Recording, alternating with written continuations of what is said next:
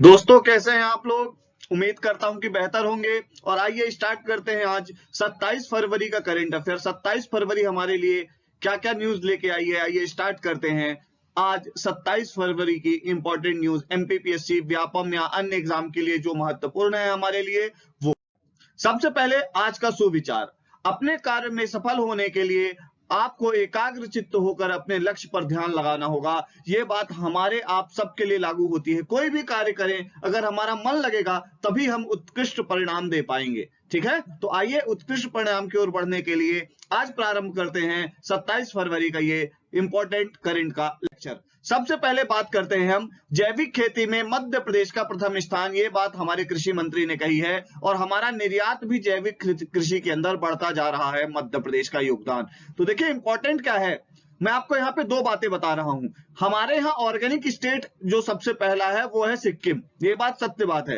पर अगर एरिया के हिसाब से बात करें तो जैविक कृषि सबसे ज्यादा कहां होती है तो वो मध्य प्रदेश है। एरिया के हिसाब से सबसे ज्यादा एरिया अगर हमारा कहीं कवर होता है जैविक कृषि के अंदर, ऑर्गेनिक फार्मिंग के अंदर, तो वो हमारा मध्य प्रदेश है। ये बात आपको ध्यान में रखनी है, बहुत ज्यादा इंपॉर्टेंट बात है। और ऑर्गेनिक फार्मिंग के अंदर हम अपना एक्सपोर्ट भी दिन प्रतिदिन बढ़ाते जा रहे हैं, ये बात आपको ध्यान में रखनी है। अगली बात, मध्य प्रदेश में ट्रेड प्रमोशन काउंसिल बनेगी। Madhya Pradesh trade promotion council काम क्या करेगी, ट्रेड को बढ़ावा देगी और डिफरेंट डिफरेंट कंपनीज के सीईओ और इन सबसे कोऑर्डिनेट करेगी और जितने विभाग हैं उन सबसे कोऑर्डिनेट करके वो एक हेल्दी इन्वायरमेंट क्रिएट करेगी इन्वेस्टमेंट के लिए, ट्रेड के लिए, जिससे क्या होगा, इंपोर्ट एक्सपोर्ट हमारा क्या होगा, बढ़ेगा। इसलिए मध्य प्रदेश में ट्रेड प्रमोशन काउंसिल बनाई जा रही है। अगली बात क्या है, भोपाल से दिल्ली के बीच वंदे भारत ट्रेन चलाई जाएगी। भोपाल से दिल्ली के बीच में क्या होगा, वंदे भारत ट्रेन चलाई जाएगी, बहुत ज्यादा इंपॉर्टेंट है। तो बात क्या है, पहली वंदे भारत ट्रेन कब चली तो मैं आपको बता देता हूं, 15 फरवरी 2019 को दिल्ली से बनारस के बीच चली है। तो ध्यान रखिएगा 14 फरवरी को पुलवामा अटैक हुआ था और पुलवामा अटैक के अगले दिन 15 फरवरी को वंदे भारत ट्रेन चलाई गई थी। ध्यान रखिएगा, ये इंपॉर्टेंट बात है, दोनों को कनेक्ट कर लीजिएगा, शायद आपको याद रहे। तो भोपाल से दिल्ली के बीच जो वंदे भारत चलने वाली है, उसके पहले मैं आपको बता दूं वर्तमान में 2 वंदे भारत ट्रेन चल रही हैं। ठीक है, दूसरी वंदे भारत जो ट्रेन चल रही है दिल्ली से कटरा के बीच, कटरा मतलब जम्मू कश्मीर, मां वैष्णो देवी का दर्शन करने जहां हम जाते हैं। इतनी बात क्लियर हो गई। तो वंदे भारत एक हाई स्पीड ट्रेन है जो भारत की अभी तक की चलने वाली सबसे फास्ट ट्रेन है, उनमें से एक है, ध्यान रखिएगा, वंदे भारत एक्सप्रेस। अगली बात करते हैं हम स्विफ्ट।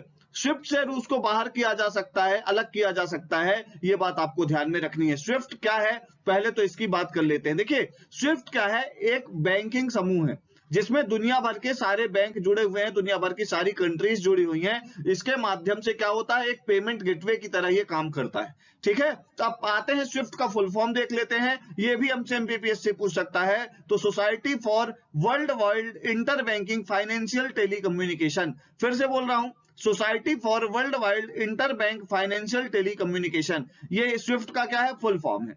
ठीक है, और मैं आपको बता देता हूं ये बना कब, 1973 में बना और इसका मुख्यालय कहां है, लाहुल पे बेल्जियम। अगर आपके यहाँ पे नहीं दिख रहा है तो आपको मैं बता देता हूं, बेल्जियम है ये। ठीक है, और इसकी स्थापना जब हुई थी तब 22 देश थे, सॉरी, ठीक है, और लगभग उसके 200 बैंक शामिल थे। अब इसमें विश्व के लगभग 3000 से ज्यादा बैंक और 2000 से ज्यादा देश इसमें इन्वॉल्व हैं। जो इंटर बैंकिंग हम करते हैं उसमें बहुत ज्यादा इंपॉर्टेंट रोल प्ले करता है स्विफ्ट, इसलिए ये इंपॉर्टेंट हो जाता है। बिलीव बात समझ गए क्या। और आपको अगर इसकी पीडीएफ चाहिए तो ऐप डाउनलोड करिए, ऐप में आपको इसकी पीडीएफ मिल जाएगी। ऐप का डिस्क्रिप्शन हम अपने लिंक जो है डिस्क्रिप्शन बॉक्स में दी रहेगी। इतनी बात क्लियर हो गई। आइए अगली न्यूज के साथ स्टार्ट करते हैं। अगली न्यूज क्या है, आरबीआई ने डॉलर रुपए की 2 साल की बिक्री खरीदी, स्वैप नीलामी की घोषणा कर दी है। ठीक है, स्वैप नीलामी की घोषणा किसने कर दी है, भारत सरकार ने। ठीक है, और आरबीआई के द्वारा 2 साल तक के लिए, है ना, ये जो नीलामी होगी कितने दिनों के लिए होगी, 2 साल तक के लिए। इतनी बात क्लियर। अगली बात करते हैं, मिलन नौसेना एक्सरसाइज बहुत ज्यादा इंपॉर्टेंट है। रशिया से हमारा वॉर चल रहा है, ठीक है, और हम लगे हुए हैं मिलन एक्सरसाइज में। और हमने यहाँ ये कौन सा संस्करण था, 11वां संस्करण था। कहां हो रहा है, विशाखापत्तनम में हो रहा है। भारत ने रशिया को भी इसमें बुलाया था, पर रशिया क्योंकि वॉर में बिजी है इसलिए वो यहां नहीं आया है। ये बात आपको ध्यान में रखनी है। लगभग 46 देशों को हमने बुलाया था, उसमें 39 कंट्रीज ही हमारे पास शामिल हो पाई हैं। ठीक है, तो 25 फरवरी से 4 मार्च तक ये चल रही है। इसमें देखिए 2 फेज है, एक बंदरगाह का फेज है, एक समुद्र का फेज है। ठीक है, और आपको मैं ये बता देता हूं, ये सैन्य अभ्यास में अमेरिका, जापान, ऑस्ट्रेलिया सहित 39 कंट्रीज शामिल हुई हैं। मिलन नौसेना जो अभ्यास है वो 1995 में प्रारंभ हुआ। कब स्टार्ट हुआ ये, 1995 में। ये बात आपको पता होनी चाहिए। बोलो बात ठीक है। अगर इतनी बात आपके समझ में आ गई है तो अपन आगे बढ़ते हैं। अगली बात करते हैं, मध्य प्रदेश लोक स्वास्थ्य एवं परिवार कल्याण विभाग द्वारा हमारे यहाँ क्या है, 27 फरवरी को मना रहे हैं हम पोलियो दिवस। ठीक है, आज के दिन, संडे के दिन पूरे मध्य प्रदेश में सबको पोलियो ड्रॉप पिलाई जा रही है। अब भाई एक बात आपके दिमाग में आ रही होगी, हम तो पोलियो मुक्त हैं, फिर पोलियो ड्रॉप क्यों? तो मैं आपको एक बात बता देता हूं कि अभी हमारे देश जैसे पाकिस्तान है, पड़ोसी देश है, यहां पोलियो के केसेस मिल रहे हैं, पर हमारे भारत के अंदर पोलियो के केसेस धीरे धीरे क्या पूरी तरह खत्म हो चुके हैं। भारत पोलियो मुक्त हो चुका है, पर कहीं पोलियो का दूसरा वेरिएंट ना आ जाए, इससे बचने के लिए हमने क्या किया है, पल्स पोलियो अभियान को कंटिन्यू रखा है। इतने बात क्लियर हो गई। और ध्यान रखिएगा 2014 में भारत को पोलियो मुक्त घोषित कर दिया गया था WHO के द्वारा। यह बात बहुत ज्यादा इंपॉर्टेंट हो जाती है कि भारत को पोलियो मुक्त कब घोषित किया गया। ठीक है, किसी भी देश में लास्ट पोलियो केस के बाद अगर 2.5 साल तक कोई केस नहीं आता है तो उस देश को क्या करते हैं, हम पोलियो मुक्त घोषित कर देते हैं। अगली बात करते हैं, श्रीनगर की कौन है, सादिया तारिक। बहुत इंपॉर्टेंट नाम है सादिया तारिक का। इन्होंने मास्को में आयोजित हो रही है विश्व चैंपियन वुशु चैंपियनशिप, कौन सी, वुशु चैंपियनशिप, उसका खिताब जीत लिया है। प्रधानमंत्री नरेंद्र मोदी जी ने इनको बधाई दी है।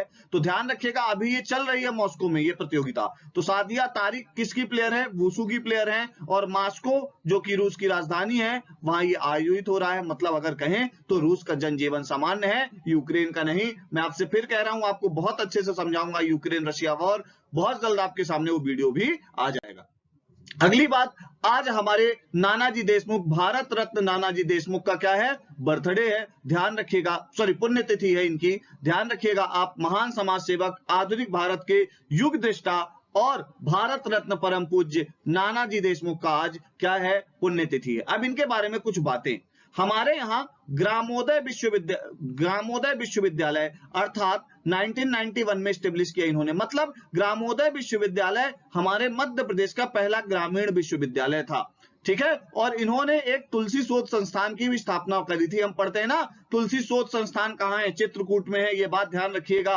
ठीक है, इतनी बातें आप ध्यान रखिएगा कि ये कहां पे है, चित्रकूट में है। इनके द्वारा, इनका ऐसे जन्म तो कहां हुआ था, महाराष्ट्र में हुआ था। कहां हुआ था, महाराष्ट्र में। पर इनके जीवन का लगभग अंतिम समय कहां बीता, मध्य प्रदेश में समाज कल्याण में बीता है। और इनके द्वारा स्टेब्लिश किया गया विश्वविद्यालय आज नई नई ऊंचाइयों को छू रहा है। अगली बात क्या है, नानाजी देशमुख को भारत रत्न दिया गया। ठीक है, नानाजी देशमुख को भारत रत्न किसके किसके साथ दिया गया, यहां पे बात करते हैं। प्रणब मुखर्जी, ठीक है, नानाजी देशमुख, और तीसरा नाम थे भूपेन हजारिका। ये 3 नाम थे, जिसमें से 2 लोगों को मरणोपरांत, भूपेन हजारिका और नानाजी देशमुख को मरणोपरांत, और प्रणब मुखर्जी तब जिंदा थे जब उन्हें भारत रत्न दिया गया। इतनी बात क्लियर हो गई। अब मुझे एक बात कमेंट बॉक्स में बताइए कि नानाजी देशमुख को किस सन में भारत रत्न दिया गया। इतना सा काम आपको करना है सिर्फ, और कमेंट बॉक्स में बताना है कि इनको कब दिया गया क्या, भारत रत्न। नानाजी देशमुख एक बहुत बड़ी पर्सनालिटी है, और नानाजी देशमुख अवार्ड भी मध्य प्रदेश सरकार देती है। ये बात भी आपको पता होनी चाहिए। नहीं पता है तो मैंने एक अवार्ड का वीडियो बना रखा है, उस पर आप देखिएगा। अगली बात करते हैं हम, हमारे आज आदरणीय चंद्रशेखर आजाद जी, शहीद हमारे चंद्रशेखर आजाद जी का क्या है, पुण्यतिथि है। बहुत ज्यादा इंपॉर्टेंट बात है। हमारे भावरा गांव में जन्मे कौन है, हमारे चंद्रशेखर आजाद जी। ध्यान रखिएगा, इनका जन्म कहां हुआ था, भावरा ग्राम में हुआ था, अलीराजपुर के अंदर। और इनके नाम पे एक हमारे यहाँ परियोजना भी है, जोबट परियोजना। आपकी बुकों में जोबट परियोजना धार लिखा रहता है, गलत है, वो गलत है। जोबट परियोजना कहां है, मैं आपको बता देता हूं, अलीराजपुर में है। कहां है, अलीराजपुर में। ठीक है, किस नदी पे है, हथनी नदी पे है। किस नदी पे है, हथनी नदी पे है। ठीक है, जोबट परियोजना हथनी नदी, और उसका अब नाम कर दिया गया है चंद्रशेखर आजाद परियोजना। अगली बात क्या है, अब भावरा गांव का नाम क्या कर दिया गया है, चंद्रशेखर आजाद नगर। ये भी आपको ध्यान में रखना है, और आप ये ध्यान रखिएगा इनका नाम क्या था, चंद्रशेखर तिवारी। ठीक है, ये बात ध्यान रखिएगा। इनके पिताजी का नाम सीताराम तिवारी था और इनका जो है तो जन्म हमारे मध्य प्रदेश में हुआ है। बहुत बड़े स्वतंत्रता सेनानी रहे हैं। हिंदुस्तान रिपब्लिक एसोसिएशन की इन्होंने स्थापना की थी, ये बात आपको पता होगी। भगत सिंह के साथ मिलकर इन्होंने बहुत सारे काम किए हैं, ठीक है, और आजादी की लड़ाई लड़ी है। तो ये बात ध्यान रखिएगा। अल्फ्रेड पार्क इलाहाबाद में ये क्या हो गए, शहीद हो गए 27 फरवरी को। ये बात आपको ध्यान में रखनी है। क्लियर हो गई इतनी बात? तो चलिए अब हम आगे बढ़ते हैं। अगले लेक्चर के साथ मैं आपसे मिलूंगा और आपको और नए इंपॉर्टेंट फैक्ट्स देता जाऊंगा। देखिए फैक्ट्स बहुत होते हैं, पर जो इंपॉर्टेंट हो उन्हीं को एक्सट्रैक्ट करके आपके सामने देना मेरा लक्ष्य है। चलिए अपन मिलेंगे नेक्स्ट लेक्चर में, तब तक के लिए थैंक यू वेरी मच।